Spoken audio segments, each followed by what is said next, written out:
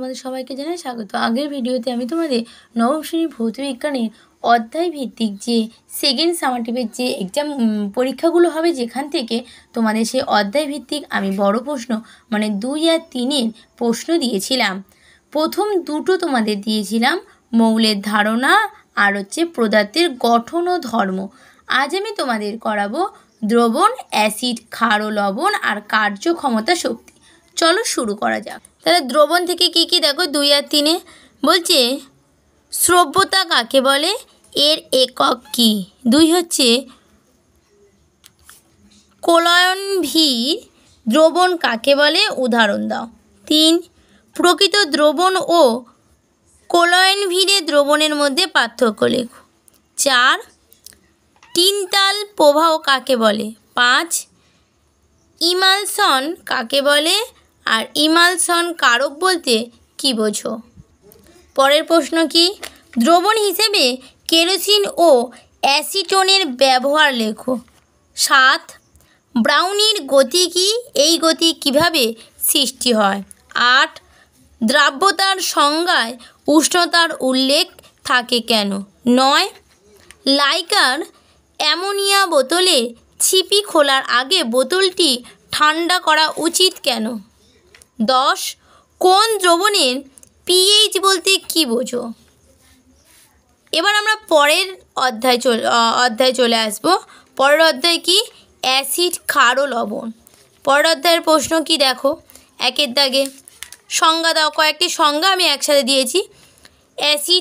অ্যাসিডের সংজ্ঞা পড়বে ক্ষার, ক্ষারক, নির্দেশক, অ্যাসিড বৃষ্টি আর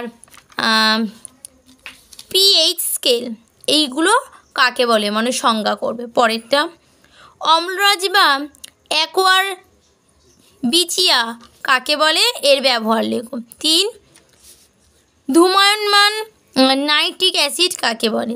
4 সব ক্ষারক ক্ষার নয় কিন্তু সব ক্ষারই ক্ষারক, ব্যাখ্যা করো।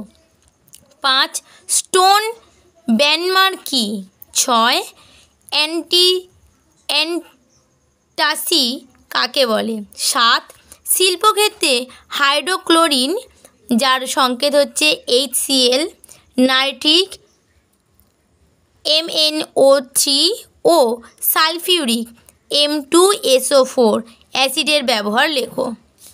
8 বিলীয়মান রং কি। 9 সমিত লবণ বা আম্লিক লবণ কাকে বলে, উদাহরণ দাও। 10 দাঁতের ক্ষয়ের ওপর পিএইচের প্রভাব লেখো। 11 অম্লবৃষ্টি বা অ্যাসিড বৃষ্টি ক্ষতিকারক প্রভাবগুলি লেখো। 12 অ্যাসিডের ক্ষার গ্রাহিতা বলতে কি বোঝো। ক্ষার বা ক্ষারকের অম্লগ্রহিতা কাকে বলে। এবার আমরা পরের অধ্যায়ে চলে এসেছি। দেখো কার্যক্ষমতার শক্তি। 2 আর 3-এর এখানেও 3 মার্কসের প্রশ্ন আমি তোমাদের দেখাবো। কার্য কাকে বলে, এসআই পদ্ধতিতে কার্যের পরম একক কি। 2 যান্ত্রিক শক্তি কাকে বলে, যান্ত্রিক শক্তি সংরক্ষণে নীতিটি লেখো। 3 যান্ত্রিক শক্তি কয় প্রকার ও কী কী। 4 কার্যহীন বল কাকে বলে, উদাহরণ দাও। 5 বলের বিরুদ্ধে কার্য বা ঋণাত্মক কার্য বলতে কি বোঝো, উদাহরণ দাও। 6 এসআই পদ্ধতিতে ক্ষমতার পরম একক কী আর এসআই পদ্ধতিতে ক্ষমতার সংজ্ঞা দাও। বস্তুতে বল প্রমুখ হলেও কি কি অবস্থায় কোনো কিছু হয় না। 8 একটি বস্তুর ভর 10 কিলো, বস্তুটির ভূমি থেকে 10 ml উঁচুতে রয়েছে। রক্ষটির বেগ 20 মিলি হলে বস্তুটির গতিশীল এবং স্থিতিশীল নির্ণয় করো। এটা করে দেবে তোমরা। তারপরেটা কি বলেছে, বলের দ্বারা কার্য বলতে কি বোঝো, উদাহরণ দাও। 10 একটি বাক্স হাতে ঝুলিয়ে এক ব্যক্তি নততল বরাবর উপরের দিকে উঠছে। এক্ষেত্রে আকর্ষণ বল বাক্সের ওপর কোনো কার্য করছে কি সেটা পরীক্ষা করতে বলেছে। 11 পেরেকের পোতার সময় হাতুড়িকে খানিকটা উপরে তুলে পেরেক আবার করা হয় কেন, মানে পেরেকে মারা হয় কেন, তার পরীক্ষা আমাদের দিতে বলেছে। 12, একটি হালকা ও একটি ভারী বস্তুর রৈখিক ভরবেগ সমান হলে কোনটি কেন, মানে কোনটা সমান সেটা বলেছে পরীক্ষা করতে। আর গতিশক্তি বেশি হবে কি না সেটা নির্ণয় করতে বলেছে। 13, কিলোওয়াট ও অশ্ব ক্ষমতা বলতে কী বোঝো? 14 দাগের অভিকর্ষীয় স্থিতিশক্তি বা বস্তুর গতিশক্তি কি ঋণাত্মক হতে পারে তা ব্যাখ্যা করো।